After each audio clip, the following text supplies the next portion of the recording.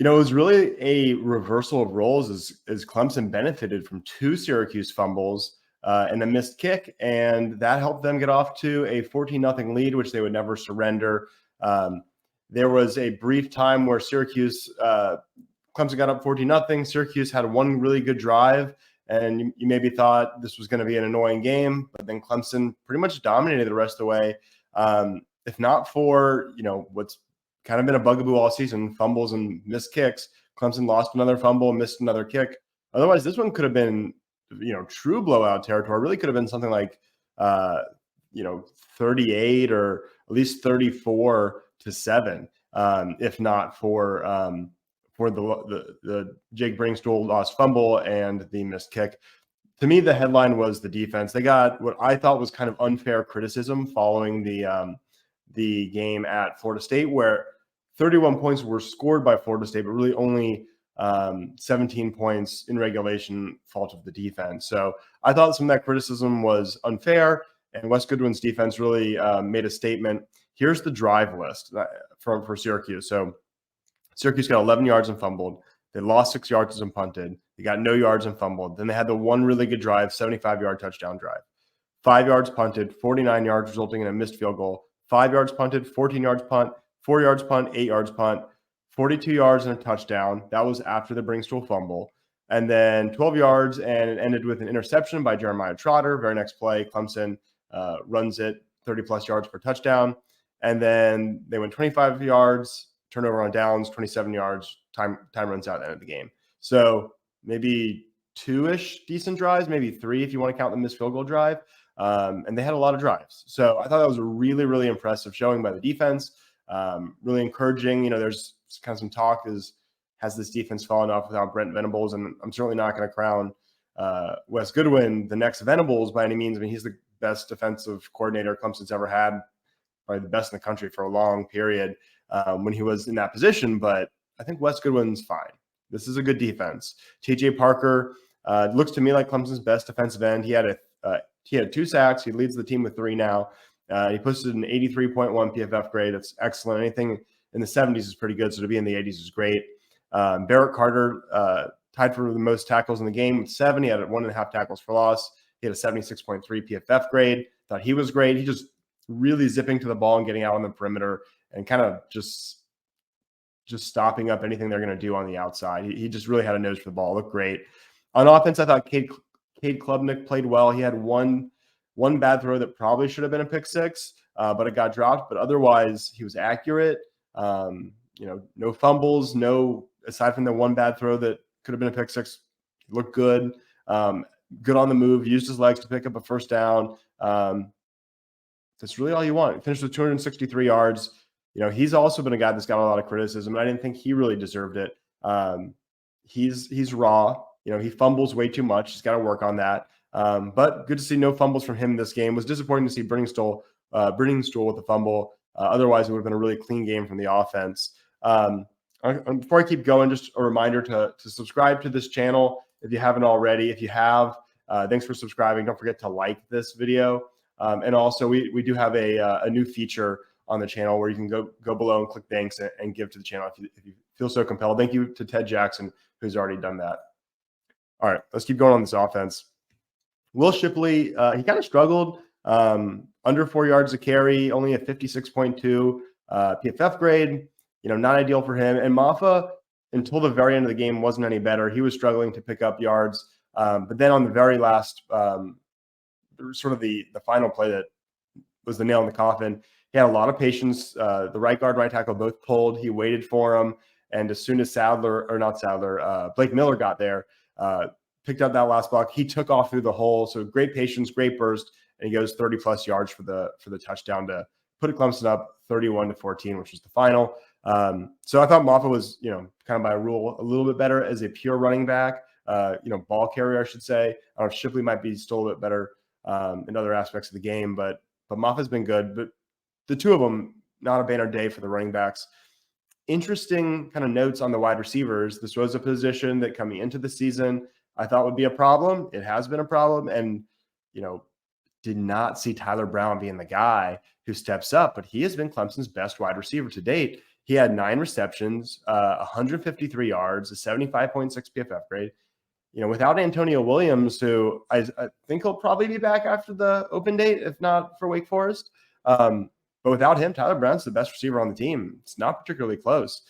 Thank God he's ready, because they'd be in trouble without him.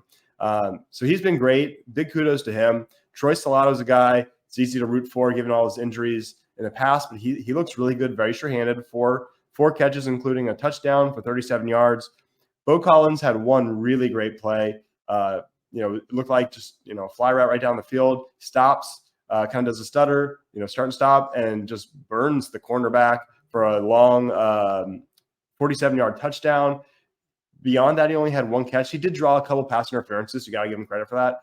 But he only had a 57.1 PFF grade. So it was kind of like, one big play and another decent catch, and then he was quiet. He's not really giving you the number one wide receiver kind of role, but he's been okay. Beyond those three, no other receivers made a catch. Adam Randall didn't have a catch, only had 7 snaps, posted another poor PFF grade. He's kind of like fallen out of the rotation, even without Antonio Williams in there. And it's kind of sad, because I wonder if it was because of the knee injury. He doesn't get any separation, just doesn't have the speed to do it. He's a good blocker. I think his hands are good. It's just not fast enough to get open, it seems like. So I don't know how much more we'll see of him in big spots, but I don't know if they'll update it on the actual depth chart, but he's not really a starter anymore. Maybe he was hurt or something, but I don't think he probably shouldn't be a starter. If you have Tyler Brown, Antonio Williams comes back, and you're probably starting Bo on the outside, and then rotating Stellato in, those are probably your 4 main guys. So that's going to be an interesting spot to watch as the season progresses. We'd like to see Antonio Williams build on a great freshman year, not just kind of plateau from there. So hopefully he can come back and build on what was a great year last year and a good start to the season this year. Right guard is another spot to watch. Mitchell Mays and Trent Howard split snaps at that position, with Walker Parks out for the year with like a foot or ankle injury. So Mays and Howard split snaps. They were both okay. I mean, Mitchell had a 49 PFF grade, which is pretty bad. Trent Howard, a 54.7 PFF grade for this game. Both of them are in the 50s on the season. So that's going to be a spot to watch. Could be a potential hole. We'll see if they shift people around, or if one of them can kind of get comfortable in that spot. But those are veterans who have been there for a while. You'd like to see them kind of like rise to the occasion. But, they'll get, I imagine one of them will start against Wake Forest, and then we'll see what happens coming out of the open date after that.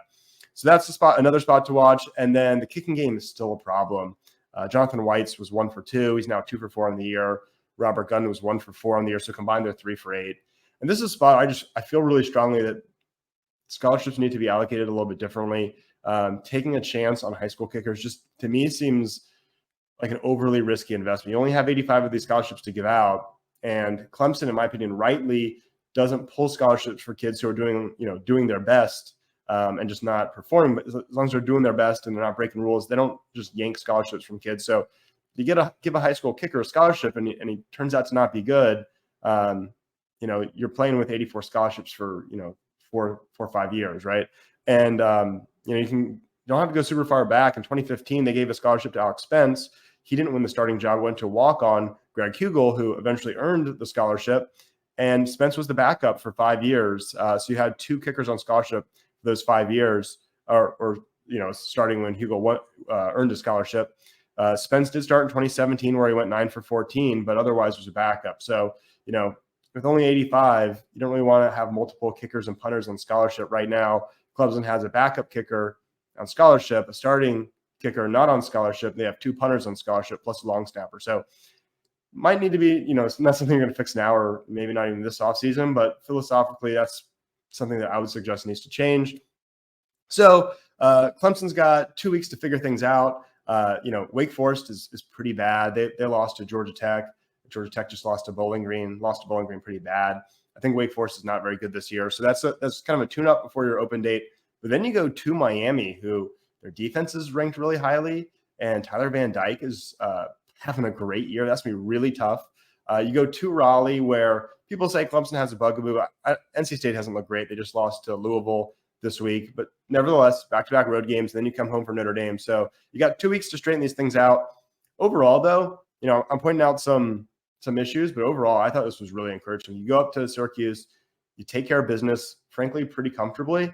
I think that's something to be really happy about, not just the win, but doing it with relative ease. So, great showing by Clemson, definitely encouraging. Hopefully they can frankly, just dominate Wake Forest, go into that open date with a big boost of confidence, get healthy, and then it's a real test, and we'll see. It's going to be tough to go 10-2, but the tests will be every week from there on out. Aside from Georgia Tech, the second half of the schedule is going to be a real grind. It's going to every game should be fun to watch. So we'll keep an eye on a couple of things and see what we can learn against Wake Forest, and then we have a week off, and then it's time for some real tests. So until then, thanks for watching. Don't forget to subscribe, and go Tigers.